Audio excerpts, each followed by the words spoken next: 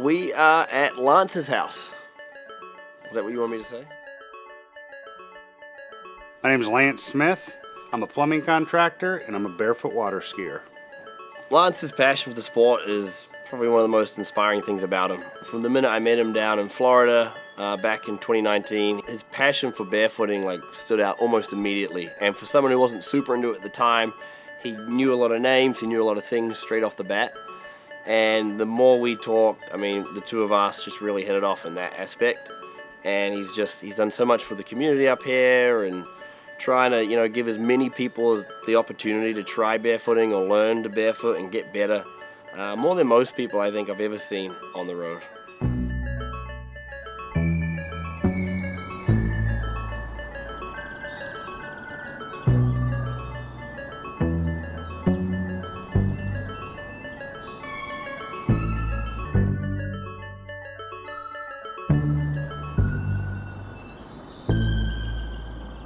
When you go out this morning, the White River is a sheet of glass. We're gonna go shoot some chase stuff, get some wicked shots there with Lance, Barry, and the crew.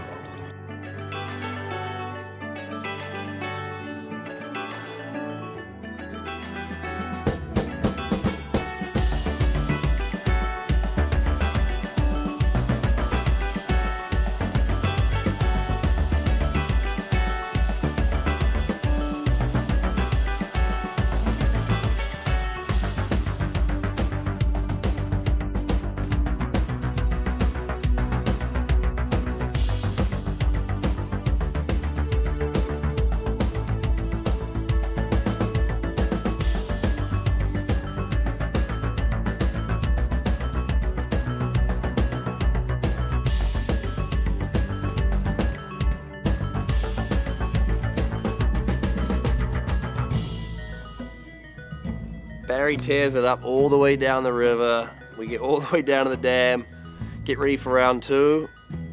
Boat doesn't work. Yeah, pull it open.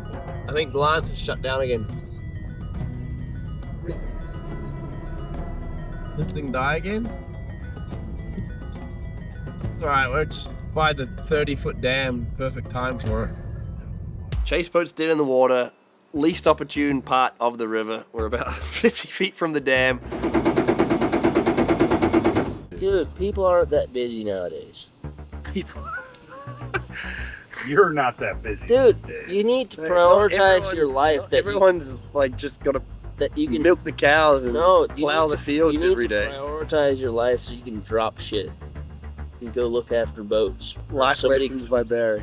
Or if somebody calls you for a ski. You're never that busy actually that you can't push something off for 7 hours. Never. Inspirational stuff. Say we tow it back, dude. It ain't starting. Got to pull the boat out. Thankfully, Lance has a relationship with Mark and the boys at N3. Get on the phone to them. They basically took it straight in. Hopefully we get it back some point today and we can get back on the water with it. Where's the other boat? Bro. Oh my god. Carter just wakes up and is like, where's the other boat? That's a fucking shot. Dude, we towed it to the landing. It We broke were down. dicking with that thing all You morning. guys are having a chase boat though. Yeah, we got chase one for good 2 shot. seconds. Oh my god. That was I couldn't believe that. Hey, you guys have a second boat somewhere? Where's the other boat?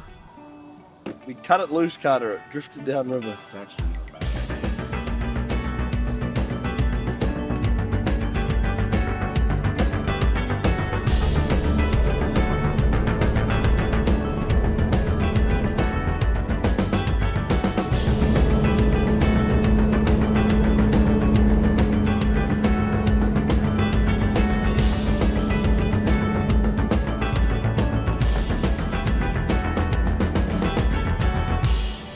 Matt. Sorry, we're a little late. There's still water out there? Yeah. I think we're good then, man, huh? Plenty of water. Part of the clinic today, we've got a father-son combo, Matt and Aiden. They're local guys from there. They ski on a lake not far from here. And they're someone that I've really enjoyed working with over the years. The reason barefoot clinics are important to me is it's a really good networking opportunity for our business. For people to come down to the ski school, you gotta book a flight, accommodation, like you gotta make a bit of a trip out of it. If I'm already up in the area and they can drive 20 minutes up the road to get that same kind of quality lesson, and this is one of those places where, you know, we got great boats, we got great water conditions, like it's a really good learning environment up here. There you go. Like riding a bike. Rock solid, like handles on your butt, knees were bent, all that good stuff. See if you can like get straight into that position, and then you were starting to shift your weight right when I stopped you anyway, but same thing, like just start shifting over, like move that chest over the foot, get heavy on that side, start picking that leg up at the knee a little, shift back. I think my favorite part of the clinics, honestly, is the relationships I've built with people over the years. A lot of them I've been doing for a long time now. The one I'm doing next week in Minnesota, I've been up there for like the last 10 years. And some of those people truly are like family, friends to me at this point. So those connections you build and make along the way really mean a lot. There you go, that's better. Nice. Attaboy.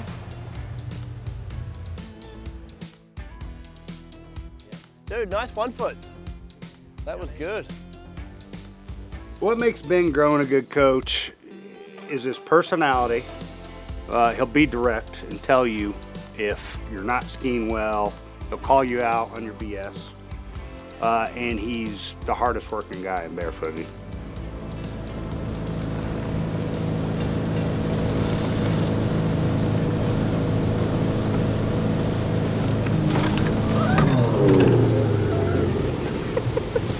Never ever tried that before. That was purely for just sake. I don't know if we should put a camera on Lance or not. Probably should have like a warm-up set with a fake camera yesterday when Lance skied just to get his nerves out. Not even record, just have Jake hold something up so he feels like he's under pressure. Hey, where'd the line front come from? Where'd the... Is that how you're gonna get at it? I said do 4 1 foots instead of 2. Oh, alright. Lunchtime. Peyton's at a stage now, like she's just about to hit 9 months, and I think this week's kind of the first time I've felt like I'm starting to miss a few things. She just learned to clap in the last couple days and just getting a little more animated. So that's a little hard. But these days with, you know, FaceTime and things like that, I can chat to her every night before she goes to bed and catch up with Ash, and it's definitely a lot easier. Peyton's getting some skiing in at home today. You went to jump and you sniffed my cup too. No, I did. You fuck, you did. I remember that. I know. I sniffed Yeah, you did.